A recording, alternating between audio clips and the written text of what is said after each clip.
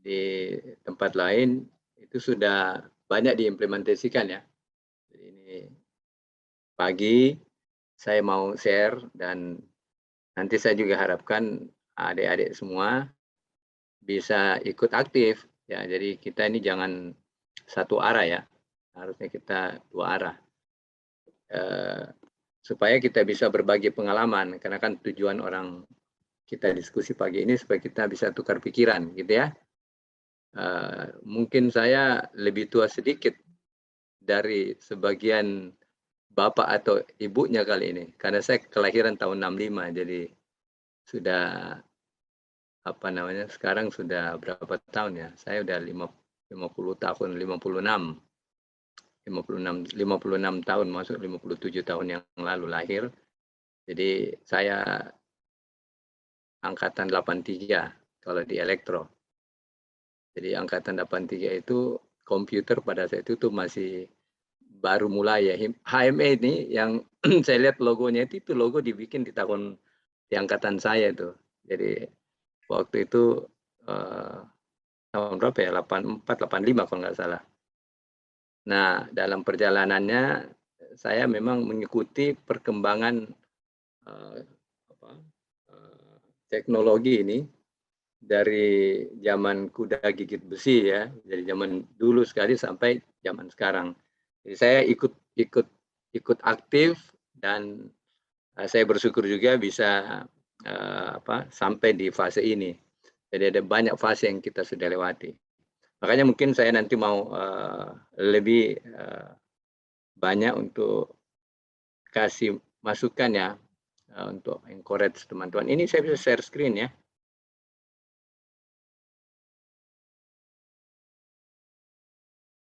Oke.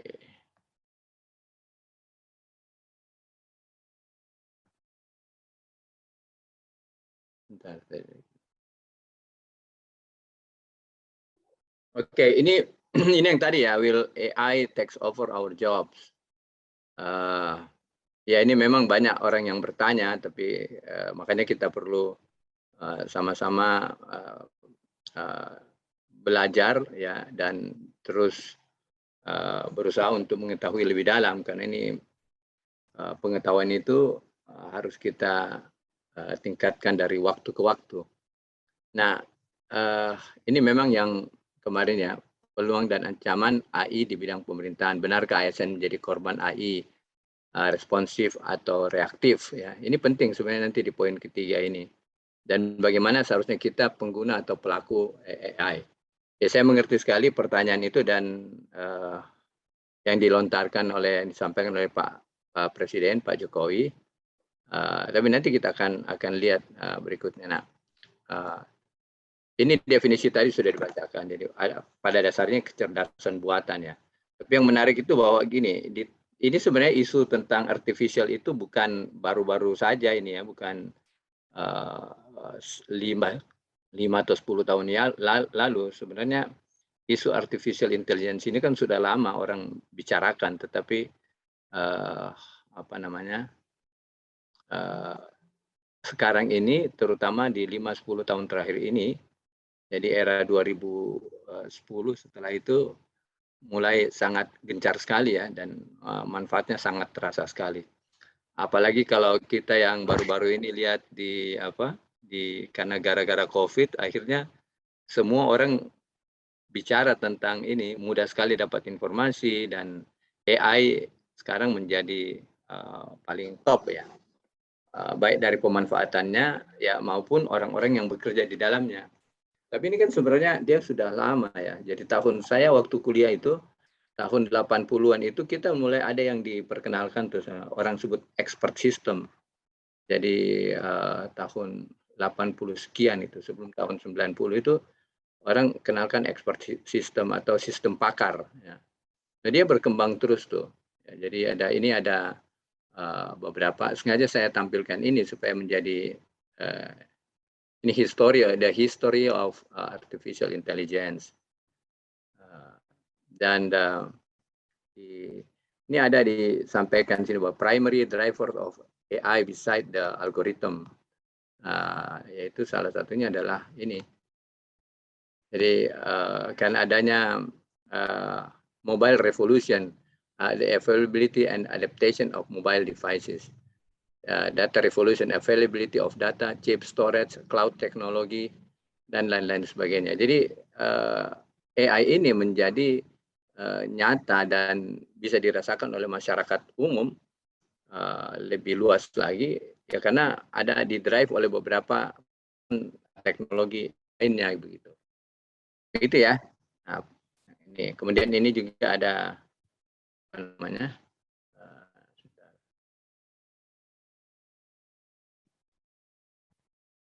Ini juga ada yang ini.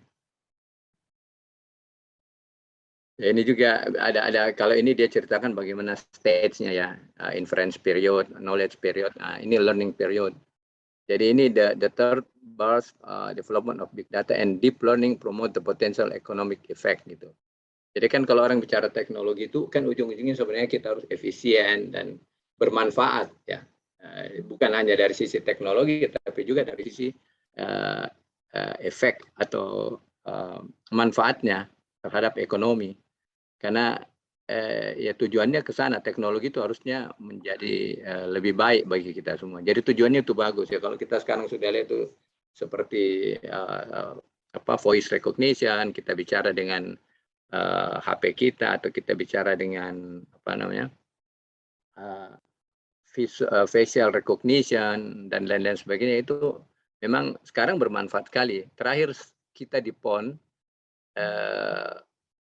kita gunakan facial recognition, jadi semua atlet, pelatih, official itu yang akan masuk ke stadion itu harus diperiksa supaya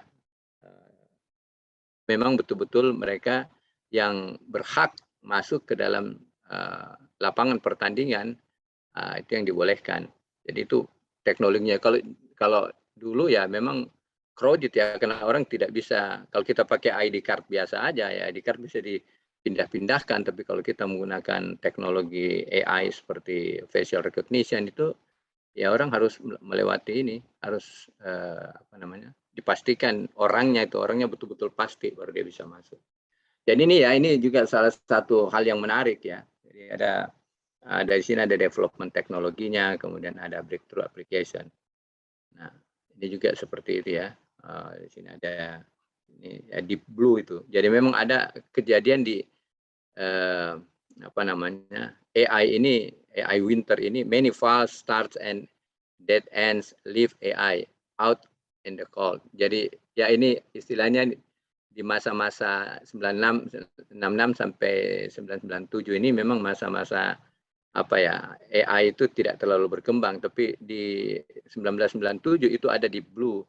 Deep Blue itu chess playing computer from IBM. Itu dia kalahkan juara dunia Garry Kasparov ya pada saat itu. Itu mulai kembali menggeliat di situ sampai sekarang ya.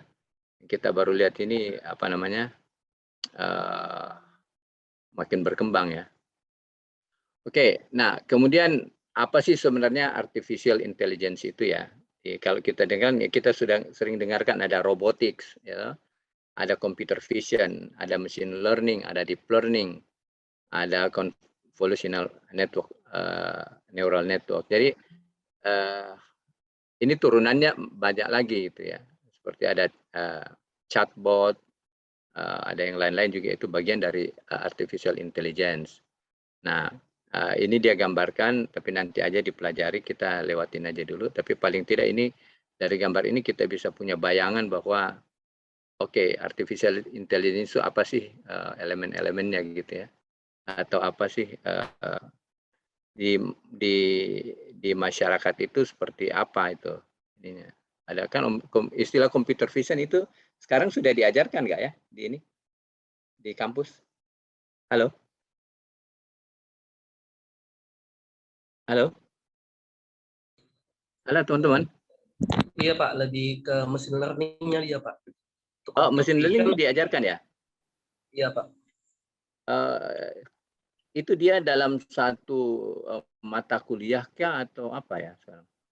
Dalam satu mata kuliah Pak. Oh, ada judulnya memang machine learning. Iya Pak. Oke. Jadi satu berapa semester, berapa kali belajar machine learning-nya? Atau cuma sekali perkenalan, introduction, atau ada kelanjutannya lagi?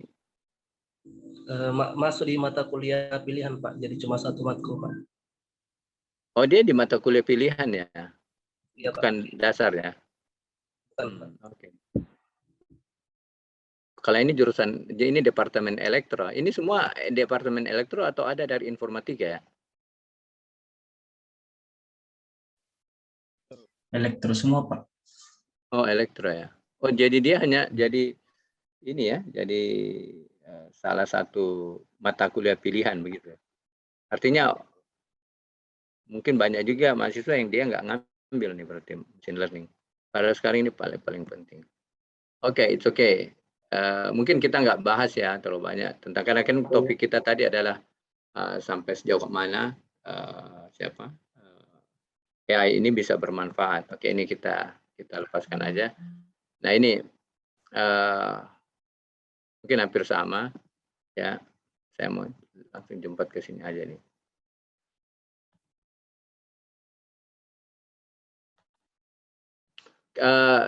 Sebelumnya ini apakah sudah ada produk-produk yang dibuat, atau ini rata-rata semester berapa yang ikut ya? Apa dibuka ke semuanya semester awal atau semester akhir nih? Adik-adik semua yang ada sekarang yang ikut ini. Tapi Pak, ada ya semester 3, semester 5. Oh, ada juga yang semester 3. Oh, oke. Jadi cukup lebar ya ininya. Nah, kebetulan saya itu ikut di organisasi, kelola organisasi Indonesia Artificial Intelligence Society, jadi asosiasi AI seluruh Indonesia. Nah, kita sebentar lagi akan gelar pelatihannya khusus terkait dengan AI. Nah, memang sekarang ini kalau yang sudah kita lakukan, AI itu ternyata tidak harus tingkat akhir ya. Dia bisa juga di awal, bahkan kita sekarang lagi nyoba ini di SMA atau SMK. Karena memang sekarang kan lebih mudah ya, tidak seperti zaman saya dulu kalau kita bicara expert system itu itu luar biasa itu. Berat sekali kan pada saat itu. Tapi sekarang ini kan teknologinya makin lebih mudah dipahami dan lebih cepat diaplikasikan, sehingga ini sekarang ini AI ini makin menarik gitu ya. Dan dalam beberapa case itu ya, itu sudah bisa dikerjakan oleh bahkan anak-anak yang belum kuliah itu. Faktanya seperti itu. Itu yang mendorong kita sekarang ini memperluas atau mensosialisasikan lebih banyak AI kepada masyarakat. Jadi kita tidak melihat lagi hanya kepada edukasinya, maksudnya apakah dia ini S1, S2 atau S3 atau bahkan sebelum masuk S1 juga kita lagi coba gitu. Kita juga tidak peduli kepada usianya, karena kan kita lagi mengadakan sosialisasi.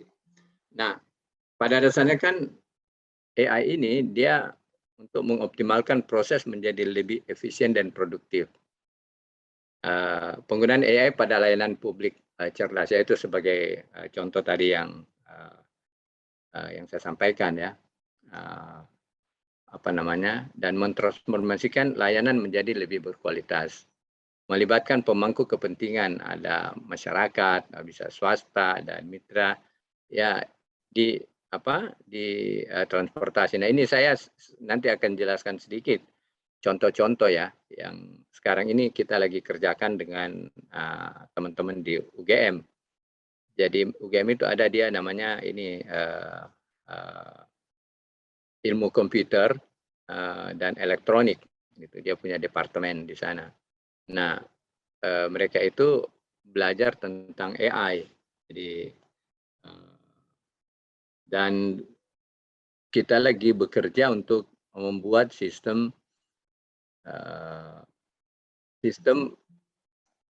monitoring keselamatan. Jadi di bus-bus ya mungkin semua kan sudah pernah naik bus ya. Itu bus-bus kan kadang-kadang sopirnya itu ada yang ngantuk ya, ada yang ugal-ugalan di jalan dan ada yang macam-macam lah. Sehingga kecelakaan angkutan darat itu cukup besar. Nah ini kan baru-baru kemarin di Balikpapan ya. Semua pada baca nggak itu kecelakaan yang besar itu, yang tragis sekali itu. Nah sekarang kita lagi buatkan itu pemantauan untuk dia mantau apakah ini sopirnya ini ngantuk atau tidak gitu kan. Apakah ini sopirnya yang benar-benar sopir yang ditunjuk oleh perusahaannya yang mengemudi atau bukan gitu. Apakah dia menjalankan kendaraannya, busnya itu dengan cara yang benar. Misalnya pada saat turunan apakah dia menggunakan engine brake atau dia menggunakan pengereman yang biasa gitu. Ya ini kita melibatkan banyak teknologi di sini. Ya salah satunya AI, computer vision, untuk menangkap, untuk melihat apakah orang ini benar atau tidak. Ya facial recognition. Kemudian kita juga bisa melihat dia punya apakah dia ngantuk atau tidak. Kita juga bisa tahu apakah ada mobil di depannya atau tidak, berapa jauhnya, rambu-rambunya seperti apa. Kondisi jalan itu bagaimana gitu, apakah kondisi jalannya bagus atau tidak, itu semua menggunakan teknologi AI. Nah, kemudian di ujungnya itu di cloud-nya nanti kita bikin profiling untuk drivernya, jadi kita bisa nanti melihat mana pengemudi yang punya rekor yang buruk gitu. Nah, itu kan bisa dilihat semua karena kita monitor semua. Dia punya kecepatan, dia punya posisi, dia punya engine, kita monitor kondisi kondisi elemen-elemen pengeremannya juga kita pantau dan lain-lain sebagainya. Nah itu nanti korelasinya kemana? Korelasinya data itu akan kita berikan kepada perusahaan-perusahaan bus, kita berikan kepada asuransi. Dan asuransi kita ini membayar sekitar 1,4 triliun untuk mengganti biaya kecelakaan. Jadi harus mereka bayarkan ya. Kalau ada klaim akibat kecelakaan itu rupanya besar sekali. Nah, kemudian kepolisian juga perlu, keselamatan kerja juga perlu, KNKT perlu dan lain-lain sebagainya. Nah itu salah satu kalau tadi ditanyakan bahwa apakah AI nanti itu bisa menggantikan fungsi manusia, iya, ini salah satu contohnya gitu ya. Karena kan dan dia membuat itu lebih baik dan lebih cerdas, lebih teratur. Ya, artinya ini hal-hal yang positif lah. Ya, kira-kira begitu ya untuk ini. Jadi kalau AI itu kita bicara AI itu berarti ada solusi yang harus diberikan. Solusi baik kualitasnya, efektivitasnya, dan kenyamanan juga gitu ya, kayak sekarang kan kita bisa lihat tuh kalau kita tidak menggunakan AI ya banyak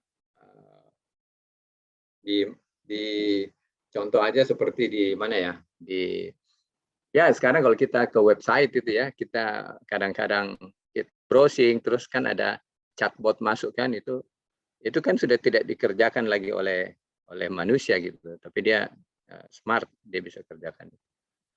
Oke, saya coba lihat lagi mana.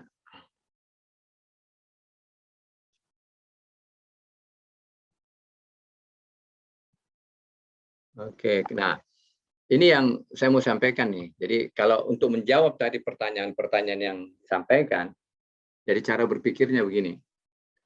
Kalau dia, ini bisa kelihatan ya, yang ada kotak sebelah kanan ini, bisa ya? Kelihatan ya? Iya Pak. Iya, Pak. Oke, jadi yang pertama begini.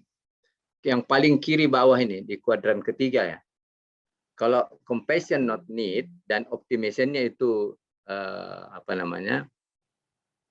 optimization tidak ada sedikit, maka AI itu sangat diperlukan gitu. ya kan? Jadi dia tidak perlu apa namanya. Jadi pada sumbu kiri adalah pekerjaan yang membutuhkan high optimization. Karena dia tidak optimal maka dia dan empati yang rendah. Ini kayak misalnya telesales, dukungan pelanggan, ya, mengemudi, percetakan dan lain-lain. Ini AI bisa berperan gitu, ya, dia bisa berperan.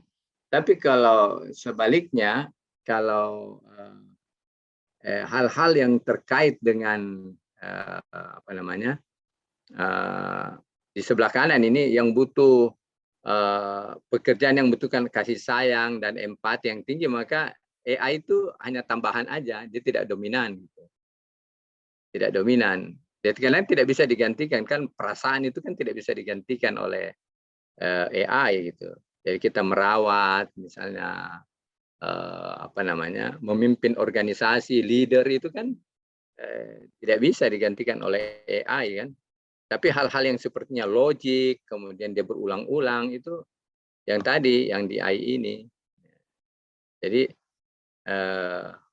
kalau di sebelah yang kuadran kedua ini perannya AI-nya kecil gitu. Karena dia butuh apa namanya? Dia ya optimismnya ada, tetapi ya dia harus tetap juga butuh ini, butuh compassion gitu.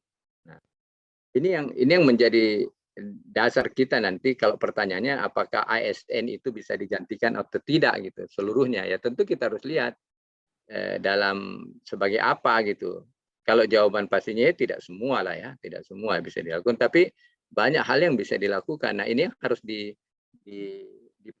dibedah lagi, dielaborate lagi gitu.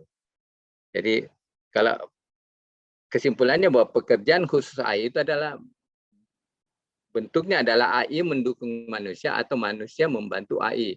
Tapi pekerjaan selalu ada untuk manusia gitu.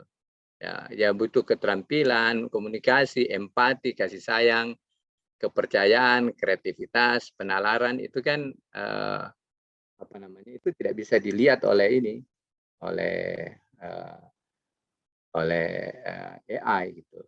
Ya, jadi memang betul bahwa kecerdasannya, tetapi hal-hal seperti ini bagus nih yang dibuat oleh Kai Fu Lee. Jadi waktu saya dapat pertanyaan itu ya kita harus cari di mana sih ininya.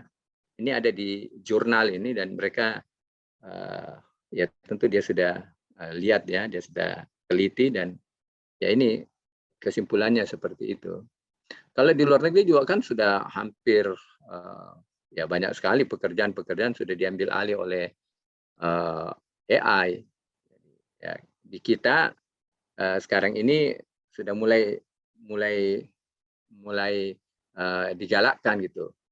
Tapi kan kembali lagi bahwa tidak semua bisa digantikan oleh AI gitu. Hal-hal terkait yang tadi itu.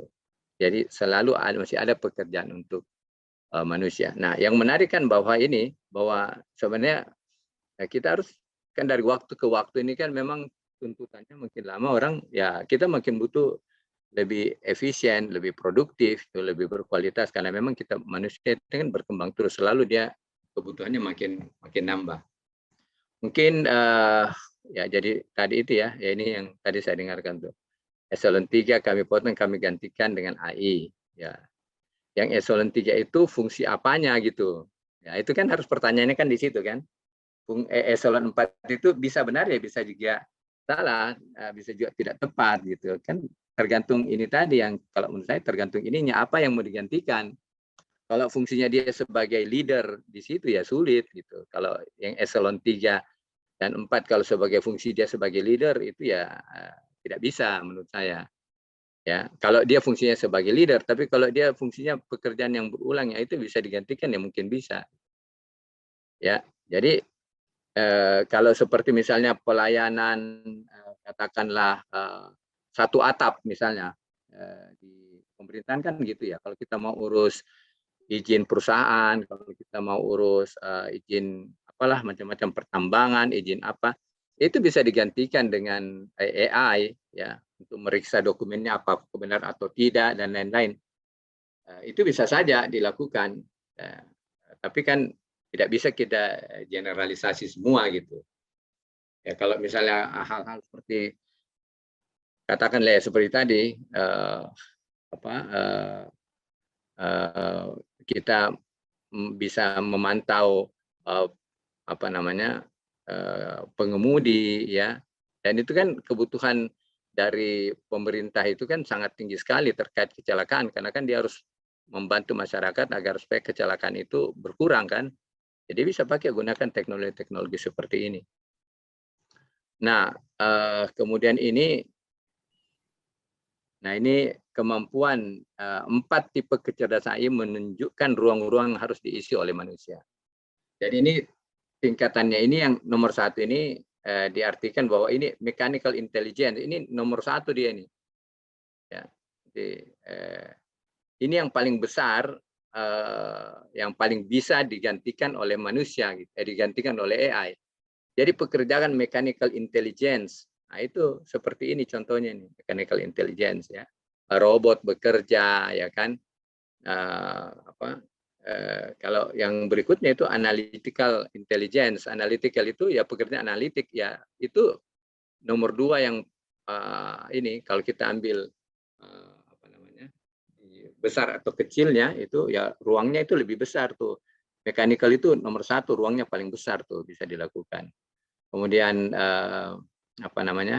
analytical, kalau pekerjaan analytical. Nah, sebaliknya kalau dia sudah mulai masuk ke intuisi itu kan pengalaman, ya kan?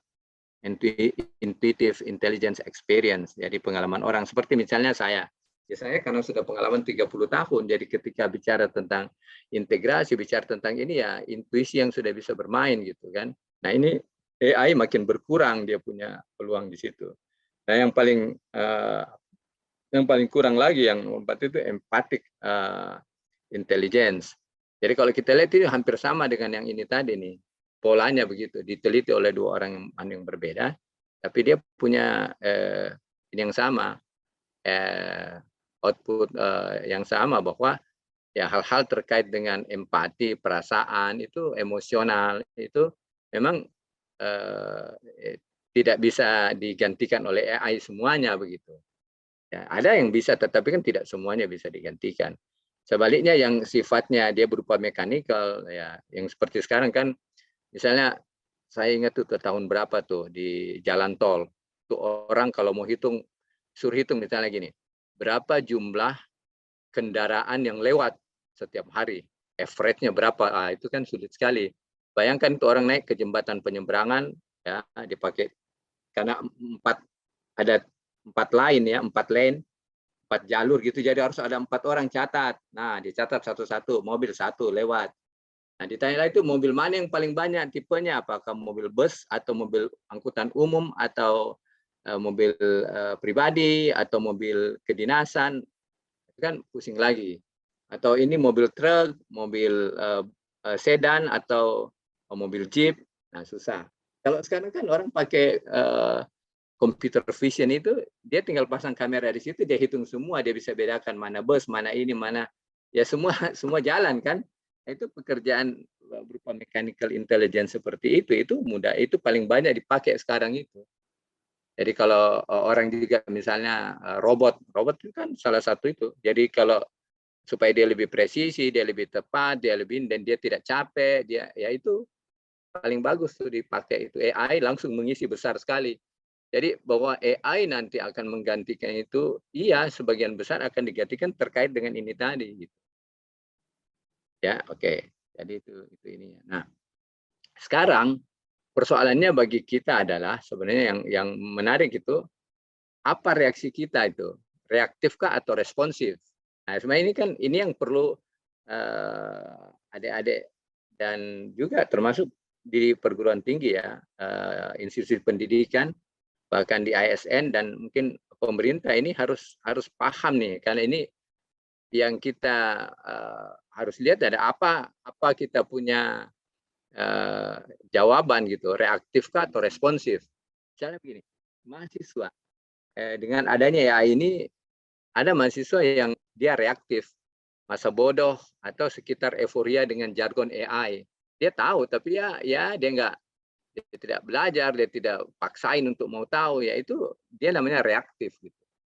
Nah, tapi kalau dia responsif, dia berpikir positif dan kreatif. Banyak itu mahasiswa-mahasiswa yang bahkan yang baru, ya tadi saya bilang ya, ada yang masih SMK. Kebetulan kita menerima juga di kantor kita ini, menerima anak-anak SMK banyak yang sudah mulai bicara tentang AI gitu, dan mereka sudah melakukan percobaan-percobaan gitu. Nah, kalau orang responsif, ya dia tahu bahwa ini ke depan kan orang bicara AI, memang tidak bisa dilihat begitu saja. Makanya tadi saya bertanya tuh, mata kuliah terkait dengan ya mungkin machine learning itu berapa banyak gitu. Karena kan cuma satu aja kan, itu pun juga pilihan gitu. Jadi ya ini yang harus kita lihat itu. Harusnya kita responsif ya. Responsif itu kan berarti kita mau positif lah gitu. Nah, sebaliknya kalau untuk di perguruan tinggi ya, institut atau institut penilaian itu ikut-ikutan gitu ya. Orang AI ya, kita juga AI, euforia, mengajar ya banyak mengejar pencitraan saja ya.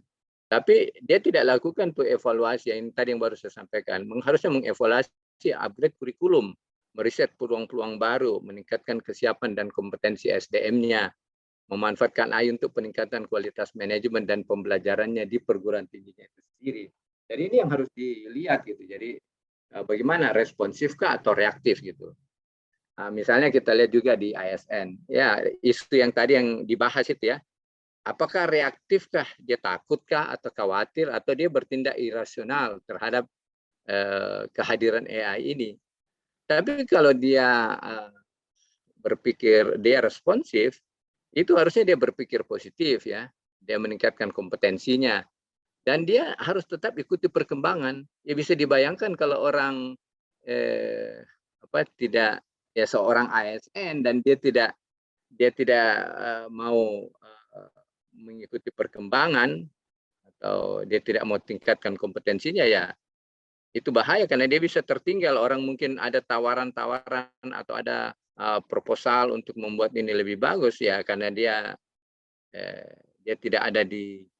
tidak fokus atau tidak mengetahui, maka ya itu bisa jadi tidak terlaksana gitu, tidak bisa terimplementasikan.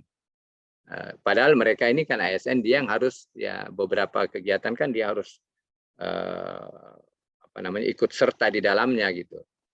Nah, sama dengan ini pemerintah juga kan, ya harusnya kan dia harus bikin grand design ketenaga kerjaan dan pendagunakan ASN. Bagaimana AI ini bisa mereka manfaatkan, jadi jangan takut. Gitu. Kan itu ASN banyak yang takut kan, nanti digantikan lah. Terus kalau digantikan ya kan teknologi itu tidak untuk menggantikan manusia, tetapi dia definisi tadi kita sebutkan bahwa dia untuk memperbaiki kualitas, meningkatkan efisiensi, meningkatkan efektivitas, membuat kenyamanan dan lain-lain. Itu kan tujuannya dari teknologi. Jadi dia punya banyak kesempatan untuk melakukan analisis. Karena persoalan kita kan sekarang ini banyak data, ya. Kemudian data itu sudah menjadi informasi, tapi itu dia nggak jadi knowledge gitu. Dia belum bisa jadi knowledge karena tidak diteliti lagi. Nah, itulah machine learning, itu yang salah satu tools itu yang membuat itu menjadi dia bisa tahu insight-nya, dia lakukan prediksi, sehingga ya kayak seperti itu yang kita lagi buat tuh, namanya behavior driver profiling. Kita bisa prediksi ini driver ini berapa lama lagi nih kira-kira kalau dia begini terus dibiarkan dia akan jadi apa gitu kan. Ya kalau di sport misalnya, orang-orang di luar negeri sudah bisa dia tahu itu. Dia sudah punya sistem ya, kalau atlet seperti ini dia bisa sampai juara dunia kah, atau sampai juara negara saja, atau juara di provinsinya atau apa, itu mereka sudah bisa lihat. Ya tentu banyak parameternya ya, ada sport science-nya, ada dia punya mungkin latar belakang, atau dia punya habit-habit tertentu ya, itu banyak. Jadi orang sudah menggunakan teknologi untuk itu. Ya, jadi ini yang paling penting lah, apa reaktifkah kita atau responsif kita. Ya seperti misalnya kita setelah kita nanti seperti begini, terus apa di mahasiswa yang ikut di sini itu bagaimana itu? reaktif atau responsif gitu. Kalau harapan saya ya setelah ini harus lihat ini orang sudah jauh ke depan. Kita baru satu mata kuliah itu pun belum kita ambil, terus kita tidak dalami, mungkin kita hanya lulus saja, yang penting kita lulus, kita tidak cari lagi, itu kita bisa ditinggal gitu. Karena orang ke depan itu sudah jauh sekali orang melangkah gitu. Banyak kegiatan-kegiatan sudah mulai digantikan oleh AI ini, ya. Baik dan terutama ya bukan hanya terkait dengan pekerjaan kita sebagai orang elektro ya, tapi kan seperti di kesehatan, ekosistem kesehatan itu, waduh itu banyak sekali dimanfaatkan tuh. Ya, isu-isu banyak nih sekarang, isu-isu yang terjadi seperti tentang stunting ya, itu tentang kesehatan, bagaimana penelitian-penelitiannya itu sudah mulai menggunakan AI. Oke, saya kira itu salah satu jawaban. Ini nanti bisa kita baca itu ada data engineer, data scientist. Nanti juga mungkin saya tanyakan ini, tapi ya skip. Nah ini, yang sekarang yang saya ingin sampaikan ini terkait dengan Making Indonesia 4.0. Ini kalau nggak salah ini dari Bappenas ya.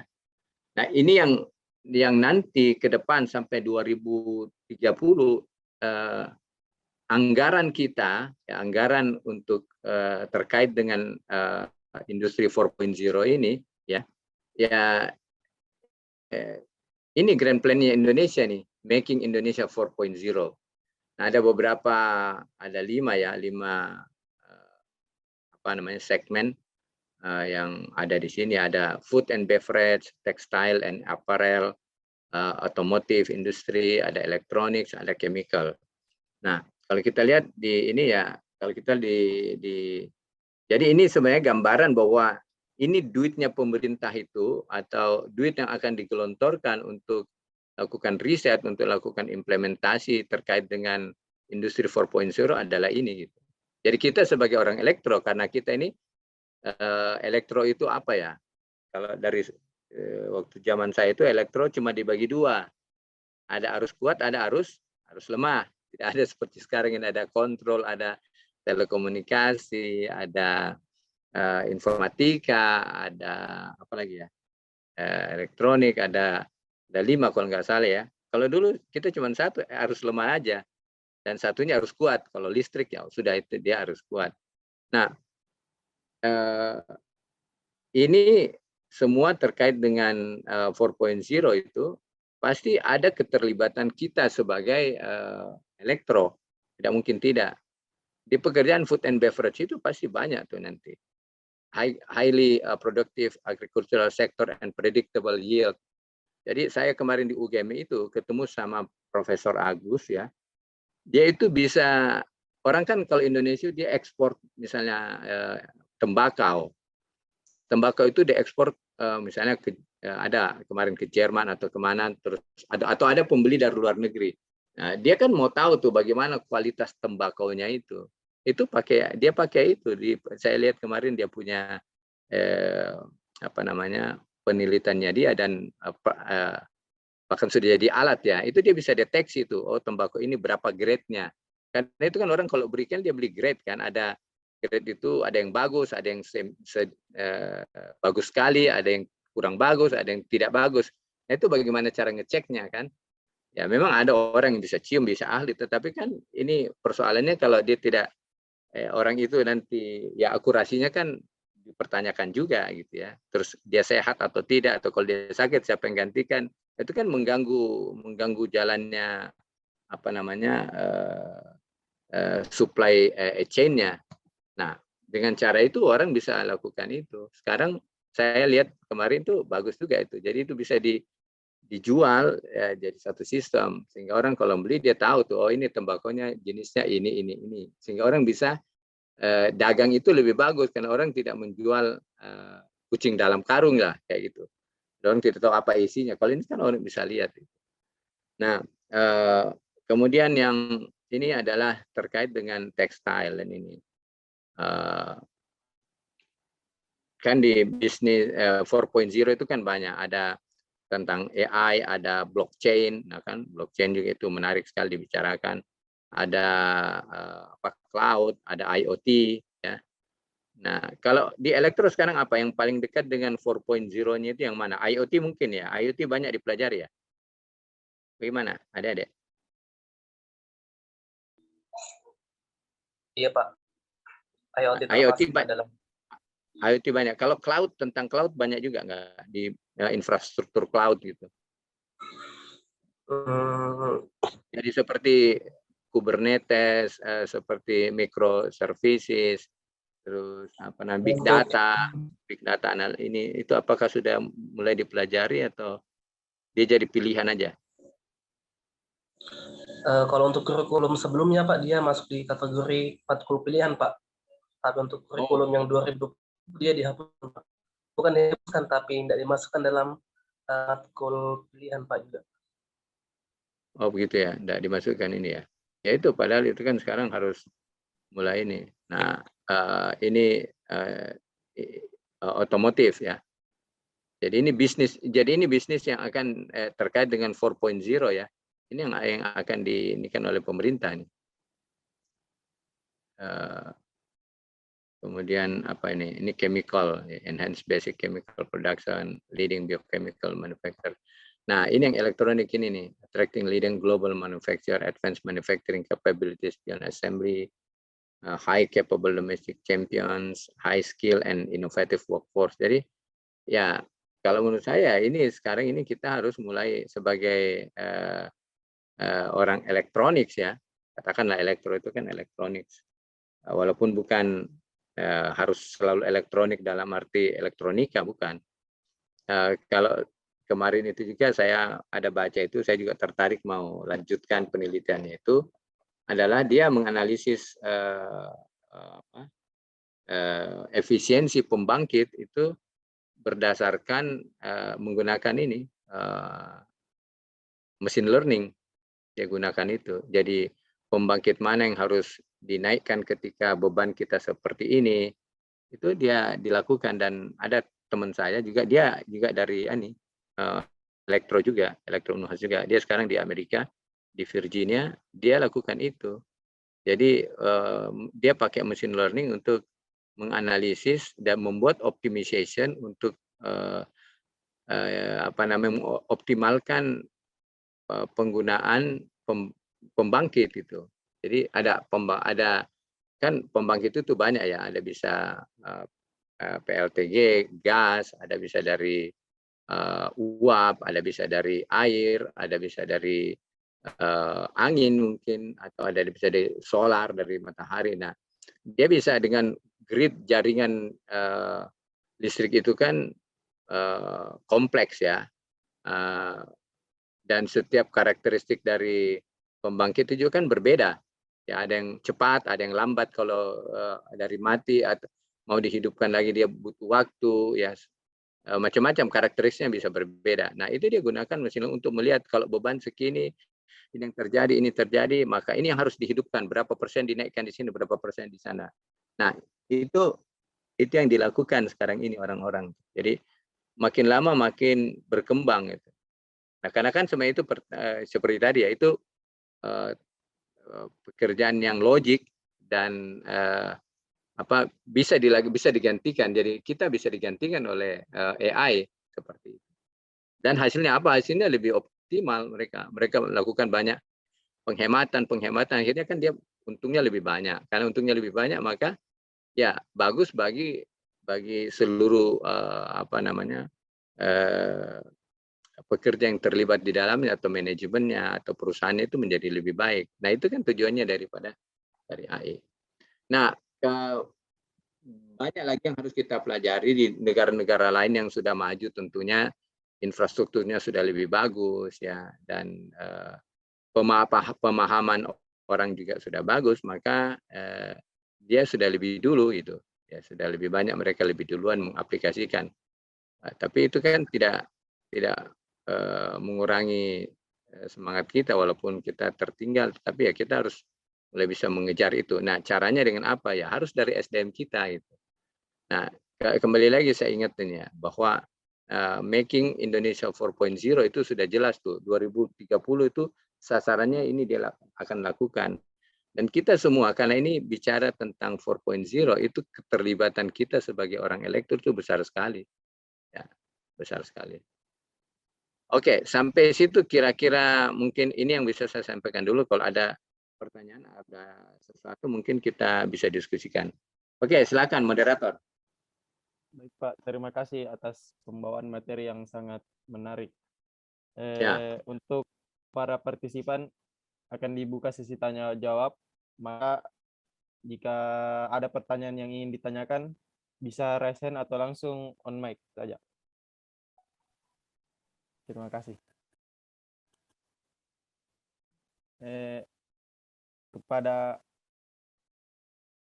Kanda Nurholikatu, silakan kalau ada yang ingin ditanyakan. Baik. Tahu angkatan berapa? Angkatan. Iya Pak. Baik Pak. Karena begini ya, saya juga sekaligus absen ini kalian ini karena saya ketua alumni elektro Unhas. Jadi baru kemarin ya. Jadi definisi dari member anggota IATEL itu yang pernah kuliah. Jadi adik-adik ini semua ini berarti sudah anggota IATEL juga dengan sendirinya karena pernah kuliah. Makanya saya perlu dengar juga itu angkatan dari angkatan berapa ya. Oke, lanjut. Baik Pak dan moderator, terima kasih atas kesempatannya. Sebelumnya perkenalkan, nama saya Nurholikatu dari angkatan 2019. Baik 2019, Pak, oke. Ya Pak. Penjelasannya sangat menarik Pak. Ada tadi membahas tentang teknologi blockchain Pak. Sebelumnya kebetulan saya juga salah satu yang menggunakan teknologi blockchain Pak, khusus dalam bidang cryptocurrency. Nah, terkait dengan yaitu AI, sebetulnya implementasi AI dalam teknologi blockchain itu seperti apa Pak? Dalam hal signifikannya Pak, seperti itu. Oke. Terima kasih. Iya, enggak apa-apa. Ada lagi yang lain? Siapa tahu ada pertanyaan yang mirip-mirip itu. Tapi yang apa? Nurholik sudah itu saya kok angkatan 2019 berarti memasuki semester keberapa sekarang? 5 ya? Masuk semester 6 Pak untuk tahun ajaran baru nanti. Itu blockchain sudah diajarkan atau itu inisiatif sendiri? Inisiatif sendiri Pak. Ini berarti dia ini termasuk Nurholik ini termasuk orang responsif. Ya. Walaupun dia belum dipelajari tapi dia sudah inisiatif kan. Sebelum kita diskusikan itu dari mana kok tiba-tiba ini membaca atau meneliti itu apa ini? Iya Pak. Sebetulnya kan salah satu dari produk blockchain itu Pak yaitu cryptocurrency atau mata uang digital Pak. Ya. Nah, itu saya masuk dalam pemain situ Pak, atau istilahnya orang yang ikut. Kripto Pak. Oke. Tapi gitu. Sudah untung kah sekarang? Sudah banyak. Kriptonya sudah. Iya. Alhamdulillah. Nggak Pak, bisa aja. Oke. Ya, jadi dia justru datangnya itu dari ini ya, dari tapi belum meneliti tentang blockchain, belum. Sudah memanfaatkan tapi. Iya Pak, cuma sekedar membaca-baca artikel terkait blockchain Pak. Oke, jadi begini ya semua ya, adik-adik sekalian. Seperti saya tadi sampaikan, kenapa saya mau sampaikan di sini juga bahwa salah satu dari IATEL ini, salah satunya adalah kita itu akan memperkenalkan IATEL dan akan mengaktifkan mahasiswa. Itu bukan saja setelah dia lulus, karena yang dimaksud IATEL itu, anggota dari IATEL itu pada saat dia sudah pernah kuliah gitu. Jadi kalau 1 bulan kuliah, 2 bulan kuliah terus dia pergi pindah kampus misalnya, ekstrimnya, itu termasuk anggota IATEL gitu. Apalagi yang sekarang ada itu sudah semester berapa ya. Nah, kita di IATEL sekaligus juga ya, enggak apa-apa, ini forum bagus. Kita di IATEL itu sekarang ini membuka kesempatan kepada seluruh mahasiswa ya. Bukan harus mahasiswa semester 7 semester akhir, tidak, siapa saja mahasiswa yang anggota IATEL yang mau ikut terlibat dalam penelitian-penelitian dan baik itu kerja praktek atau inisiatif sendiri atau dia tesis atau magang dan lain-lainnya, itu kita buka kesempatan karena kita industri banyak yang membutuhkan saat ini. Nah, seperti tadi contohnya Nurkolik ya. Jadi saya jelaskan sedikit sebentar. Saya cek dulu mana saya punya itu.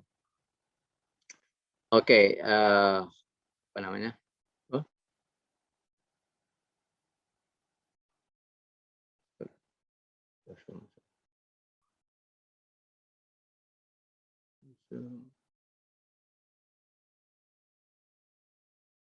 Saya share screen ya.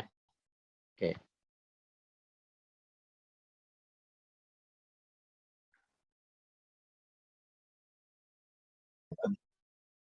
Oke, ini saya ada kelihatan ya.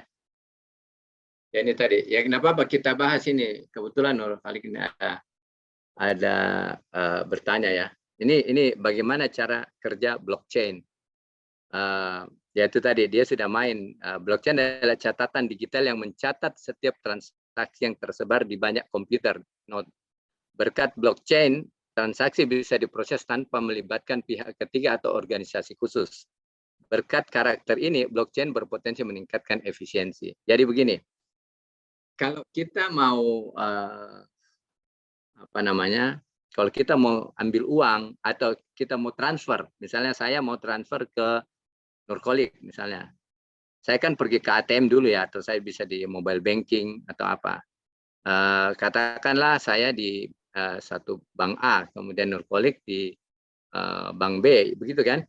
Jadi kan saya karena uang saya di bank A, ya saya pergi jadi saya itu harus kasih tahu ke atasan saya, bukan atasan, ke bank saya ke atas gitu ya, bahwa saya mau transfer ke siapa, ke bank itu akunnya siapa gitu.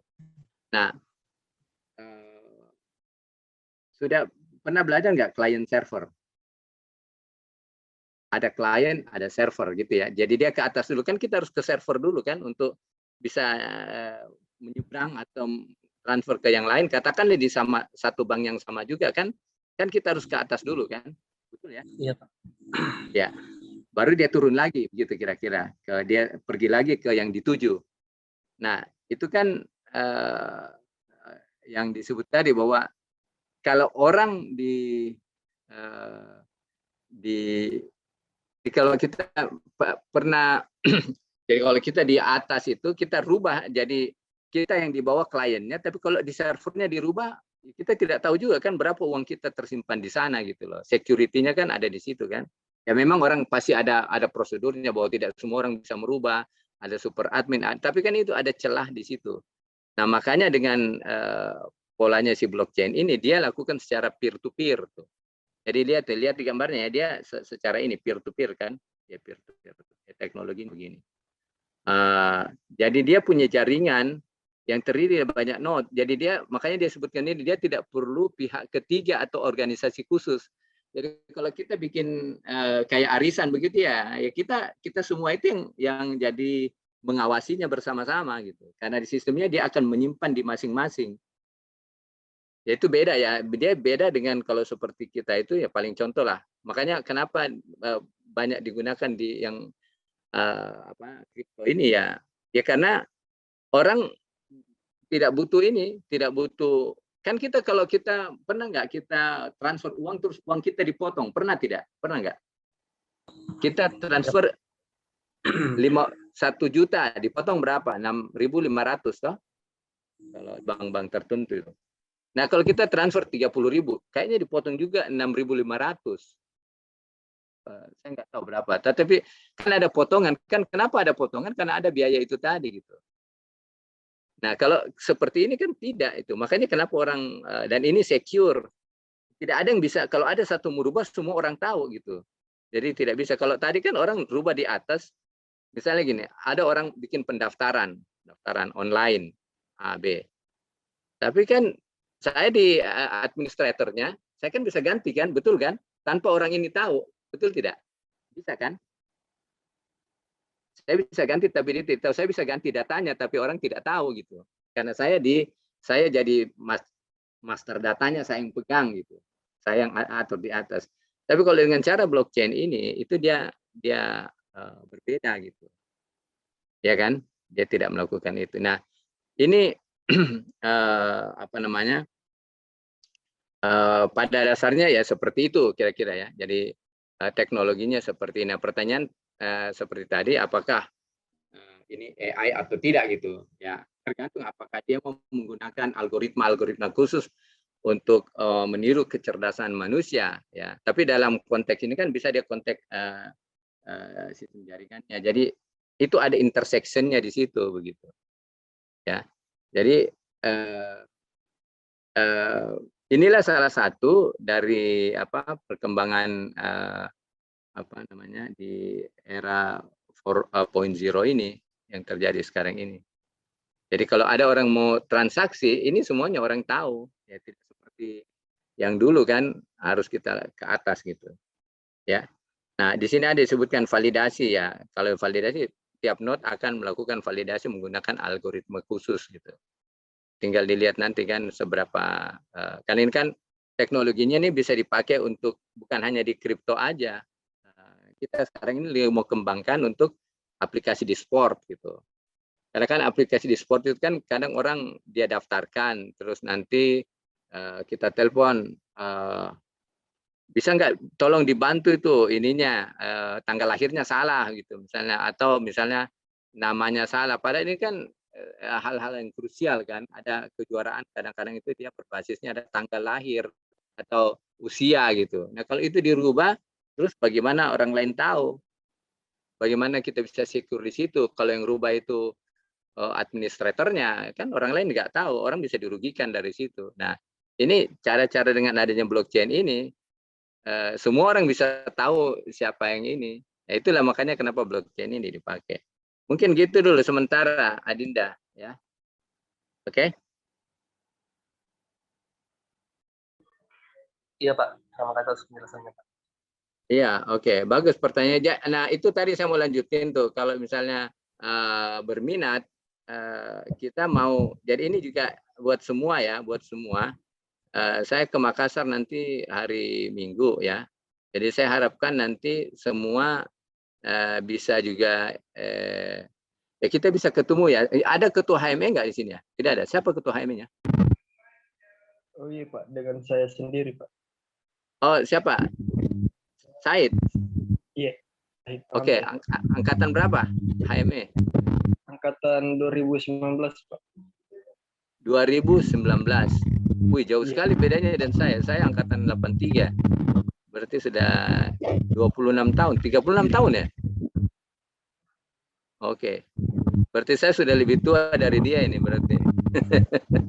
Oke, jadi nanti begitu ya. Kalau bisa diatur, nanti di kampus atau di mana ya, kita bisa duduk-duduk untuk bicarakan masa ini, masa depan keterlibatan kita untuk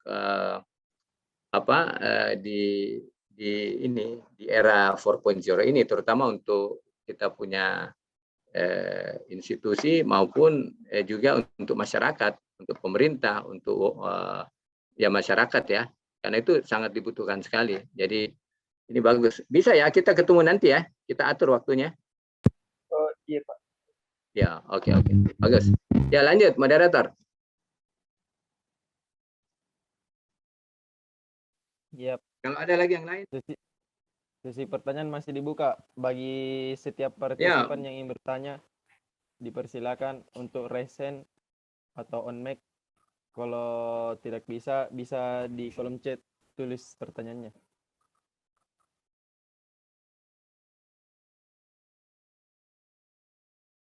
Adakah?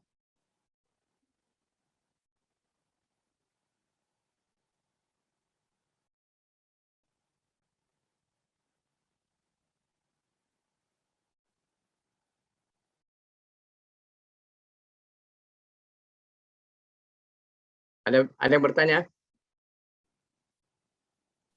Ini semua prodi apa ya? Elektro. Dari prodi apa semua ini? Kan departemen elektro. Ini sudah dibagi-bagi atau belum ya? Misalnya ada yang telekomunikasi, ada yang kontrol, Ada yang sudah dibagi, Pak. ada yang sudah dibagi juga. Tapi sudah mulai, kalau 2019 itu sudah kerja praktek atau belum? Ada yang sudah kerja praktik, Pak. Ada yang sudah kerja praktek. Tapi dia apa? Kerja praktek itu berapa kali ya sekarang? 1 atau 2? Oh, yang 2 kali, Pak. 1 kali aja ya? Karena kemarin saya itu di UGM itu kemarin itu mahasiswa yang kerja praktek ya, yang kerjakan proyek kerjasama kita ini, yang saya kerjasama dan mereka tentu AI itu mereka dapat apa SKS ini bisa diakui itu SKS-nya dia itu berapa SKS tuh terkait dengan mata kuliah yang sama dengan yang dia yang dikerjasamakan dengan kita. Saya nggak tahu nanti apakah nanti saya mau bicara dengan Ibu Dewiani ya, Ibu Dewi yang ketua departemen kan, karena di UGM itu rupanya kemarin saya pertemuan dengan kepala ketua departemennya dan dekannya, itu mereka dapat ini kalau kerja praktek kerjakan project begitu, dia dapat SKS juga dinilai gitu, walaupun dia tidak kuliah gitu, jadi kuliahnya dianggap itu sudah mulai berlaku tidak ya di ini? Belum. Iya Pak, itu kalau program begitu masuk dalam program Kampus Merdeka Pak, jadi langsung di bawah keren Pak. Tapi itu sudah terimplementasi atau masih wacana? Sudah implementasi Pak. Jadi Unhas pun sudah implementasi. Oke. Iya, oke. Ya mungkin ini satu hal yang nanti kita kita bisa diskusikan juga ya, bagaimana cara mempercepat, karena ya kalau kita bisa kerjasama dengan UGM apalagi dengan di kampus sendiri kan, jadi itu case-nya itu bukan hanya terkait dengan AI saja, tapi ada kita bicara tentang cloud, di cloud-nya ada kita bicara tentang IoT, ya IoT juga banyak itu, IoT yang kita pakai untuk jadi integrasi, dia terintegrasi, ada IoT-nya, ada AI-nya, ada cloud-nya, ada network security-nya gitu. Nah itu kan semua mainan-mainannya kita ini sebagai orang elektro itu. Ya, walaupun memang saya dengar sih katanya di semester 7 ya, semester 4 atau berapa mulai pilih lab. Semester berapa yang mulai pilih lab? Atau semua sama ya? Dia masih ini, maksudnya untuk, kan tadi ada mata kuliah pilihan, itu mata kuliah pilihan diambil di semester keberapa? Ke-5? Iya Pak. Iya. Oke. Ya. Oke, saya kira begitu ya. Jadi saya ulangi lagi, kalau terkait nanti apakah AI ini bisa mengambil pekerjaan, semua pekerjaan, dia tentu tidak, karena dia ada batas-batasannya. Nah, tergantung dari jobnya apa, dan klasifikasinya kan tadi sudah ya, kita sudah bahas bersama itu. Dan itu memang faktanya sekarang seperti itu. Jadi dia tidak menghilangkan, manusia tidak hilang tuh karena adanya teknologi pada intinya. Oke, tidak apa-apa kalau ada lagi bertanya yang lain. Kebetulan saya juga kan jadi ketua IATEL, jadi saya juga mau terima dengar apa kebutuhan mahasiswa ini. Karena kita lagi buat banyak program terkait, katanya saya dengar ada yang mau lomba robot, lomba kegiatan-kegiatan mahasiswa. Nah itu kita lah partnernya. Jadi belum sebulan nih kita lagi menyusun rencana programnya, karena baru bulan lalu ya rapat presidium untuk IATEL dan saya ditunjuk. Jadi ini momen yang bagus juga buat kita semua untuk memikirkan ya kita juga gitu, dari kita untuk kita. Nah, enggak apa-apa kalau tidak ada pertanyaan lagi, kalau masih ada waktu saya persilakan kalau ada yang mau ditanyakan terkait dengan kegiatan sehari-hari atau rencana ke depannya nih, seperti apa kegiatannya. Mungkin ketua himpunan barangkali bisa kasih tahu tuh apa apa program-program kerjanya sekarang, terus apa kendala-kendalanya. Silakan kalau ada. Iya Pak, terima kasih Kak. Ya. Jadi saya mau bahas sedikit tentang program ataupun kegiatan-kegiatan yang himpunan yang akan dilaksanakan periode ini, Pak. Yang mana sebelumnya saya informasikan dulu, periode kepengurusan himpunan sekarang itu dia sampai bulan 5, Pak. Di mana waktu kepengurusan yang tidak terlalu panjang ini, ada beberapa program yang saya dan teman-teman pengurus rencanakan. Itu beberapa diantaranya seperti pengabdian kepada masyarakat. Nah, pengabdian kepada masyarakat ini itu dia konsep kegiatannya itu Pak, kita memiliki satu desa binaan yang mana pada periode sebelumnya itu sudah ada nih teknologi yang kita implementasikan di sana. Seperti pada periode lalu itu teknologi yang diimplementasikan itu terkait lampu jalan, yang mana lampu jalan itu di sana memang mereka di sana itu sangat membutuhkan lampu jalan, Pak. Di mana? Di desa binaannya? Iya. Di daerah mana? Kabupaten Goa. Wih, Kabupaten Goa masih ada yang belum terang kah? Iya Pak, di desa Belabori. Oh begitu ya? Iya. Dan terus? Kemarin ada program dari pemerintah, itu PHP 2D, itu program Bina Desa, itu juga yang diterapkan dari teman-teman tim PHP 2D itu alat penyiraman sawah otomatis, Pak, yang mana menggunakan prinsip sistem PLTS. Dia pakai PLTS? Iya. Oh, kapan itunya? Kalau itu sudah selesai kemarin proyeknya, Pak. Dan rencana pada periode ini itu dari teman-teman pengurus masih merancang apa konsep ataupun alat yang akan kita bawa ke sana. Nah, adapun kendala yang itu yang sudah, yang apa, yang belum, yang mana? Oh, yang sudah itu yang saya sebutkan tadi, Pak, yang lampu jalan menggunakan PLTS dan juga pompa air ataupun sudah jalan itu, sudah jalan. Jalan, Pak. Oke. Dari mana dapat dananya kemarin? Hanya kemarin itu, Pak, selain penggalangan dana dari teman-teman mahasiswa juga kasih masuk proposal baik dari pihak fakultas ataupun departemen ataupun juga di perusahaan-perusahaan luar, Pak. Oh. Itu kemarin berapa besar dananya yang sudah apa namanya? Kalau untuk yang lampu jalan itu hanya 10 juta, Pak. Dan kalau yang untuk program PHP 2D itu karena bantuan pemerintah dia dapatnya 30 juta, Pak. Oh. Tapi memang ini apa namanya? Siapa namanya?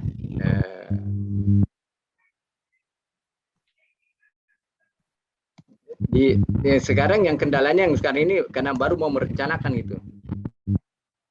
Iya, Pak. Kendalanya juga terkait pendanaan tentunya, Pak. Oh, tapi belum buat rencana atau sudah ada proposal? Untuk proposalnya belum ada, Pak. Memang masih dalam bentuk konsep kasar. Dan itu saya belum dapat laporan dari tim riset. Oke. Ya, enggak apa-apa kalau nanti makanya nanti kan hari ini saya ke kampus. Mungkin nanti kita ketemu di kampus atau kita ketemu di mana ya? Ini masih sudah mulai masuk kampus atau belum? Iya, Pak, sudah mulai masuk kampus ini, Pak. Sudah tatap muka ya? Kalau untuk pembelajaran perkuliahan tidak, Pak, belum sih. Oh, belum ya? Yeah. Oke, tapi itu ya itu isu yang kita bicarakan nanti. Yang kedua terkait dengan apa namanya?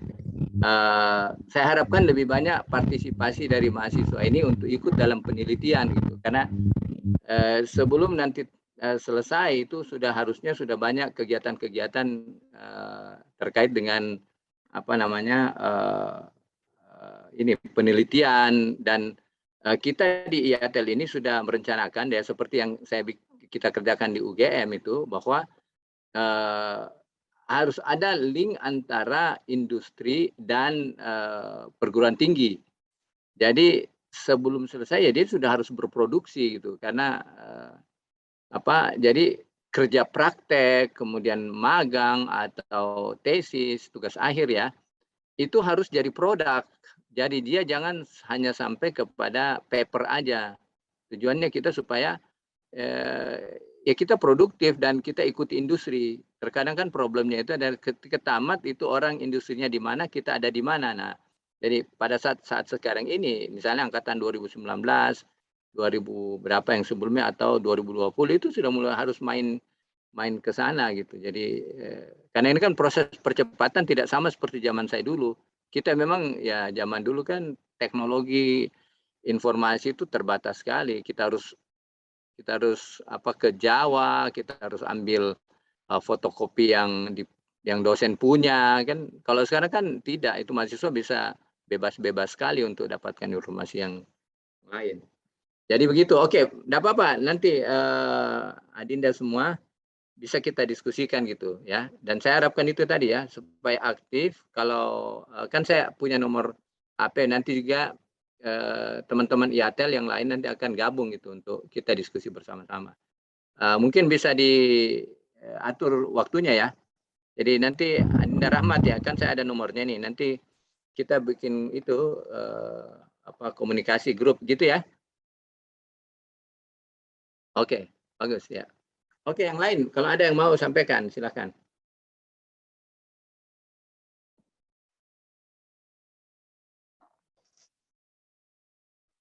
Oh, permisi Pak, saya mau bertanya. Oke, ya. Baik, perkenalkan Pak, saya Rahmat Ramadan Iqbal dari Angkatan 19 Elektro yang kebetulan mengambil konsentrasi energi Pak, harus kuat. Energi, ya bagus. Di mana energi? Pak. Jadi pertanyaan saya itu Pak, kira-kira apakah penerapan AI-nya ini ada perusahaan suppliernya Pak? Dan untuk penerapannya nanti di ASN itu kira-kira membutuhkan biaya berapa banyak Pak? Untuk apa? Untuk subjek apa? Terkait apa tuh? Misalnya? Ini penerapan AI Pak di AI kementerian untuk eselon 3 dan 4. Oh, yang eselon 3, eselon 4. Itu memang di dalam statementnya itu kan tidak dijelaskan secara rinci. Eselon 3, eselon 4 itu yang mana gitu. Yang tadi saya sampaikan, kalau dia tujuannya untuk mengganti eselon 3 dan eselon 4, kan setiap departemen itu kan beda fungsi kan. Tidak semua sama kan. Ada yang mungkin lebih banyak ke ada yang bisa digantikan, ada yang tidak gitu. Tapi kan kalau soal leadership kepemimpinannya ya itu tidak bisa digantikan. Tapi kalau pekerjaannya misalnya dia bidang apa? Sistem informasi publik misalnya. Misalnya eselon 3 atau eselon 4-nya, ya bisa saja mungkin dia digantikan kalau fungsinya untuk misalnya sama dengan dia customer management misalnya ya, yang kalau ada komplain terus kemudian dia jawab, kalau ada pertanyaan dia bisa jawab, itu bisa saja gitu. Jadi sekali lagi itu kalau menurut saya tergantung dari job apa. Dan kalau soal biaya kita juga harus lihat itu sekompleks apa yang mau digantikan itu. Jadi tidak semua juga bisa dipukul rata. Nah, cara menghitung biayanya itu ya pastinya harus dilihat apa kebutuhannya dulu. Tapi bahwa bisa ya bisa, tapi yang mana ya itu yang harus dicari, yang mana yang mau digantikan. Mungkin juga maksudnya ya kalau dia mau gantikan seperti menjadi robot begitu ya tugas yang mana gitu, itu harus didetailkan lagi. Tidak bisa kita generalisasi saja dengan seperti itu. Ya, tergantung fungsinya apa. Mungkin fungsi ininya diganti, tapi dia ditugaskan di mana lagi gitu. Jadi bukan orang yang dihilangkan barangkali. Mungkin salah satu fungsi yang di eselon 3 dan eselon 4-nya itu yang digantikan gitu. Kalau menurut saya seperti itu. Oke, Pak. Terima kasih, Pak. Ya, oke. Resmi 253 kalender. Berarti bukan 1.500 lembar lebih. Apanya? Iya, kasih lebih ke. Oke, bagaimana moderator? Yang masih ingin bertanya langsung saja on mic atau raise hand.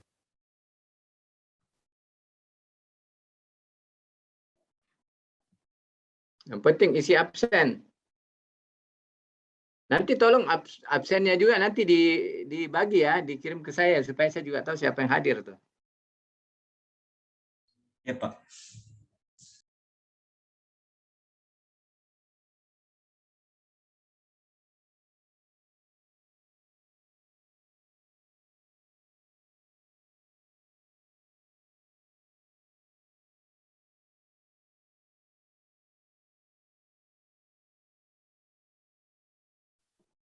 Baik, jika tidak ada lagi yang ingin bertanya, mungkin saya bacakan dulu kesimpulannya baru kita tutup, Pak.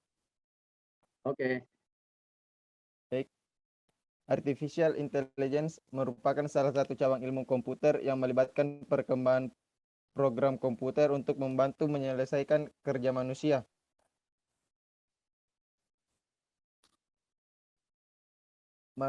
Pekerjaan manusia tidak dapat digantikan sepenuhnya. Contohnya yang melibatkan keterampilan, empati, kasih sayang, kepercayaan, kreativitas, dan penalaran. Bentuk khusus untuk pekerjaan AI adalah mendukung manusia atau manusia membantu AI. Mungkin itu kesimpulan pada materi yang dibawakan oleh Bapak. Sekian, terima kasih Pak atas materi yang dibawakan dan terima kasih. Sedikit ya, tambahannya itu tadi bahwa yang penting itu responsifkah kita atau reaktif gitu. Nah, harapan saya itu bisa yang responsifnya ya dari hasil ini kita, karena ini sangat dibutuhkan sekali. Oke, terima kasih semua. Salam sehat selalu, salam dari Bekasi. Insya Allah nanti kita ketemu.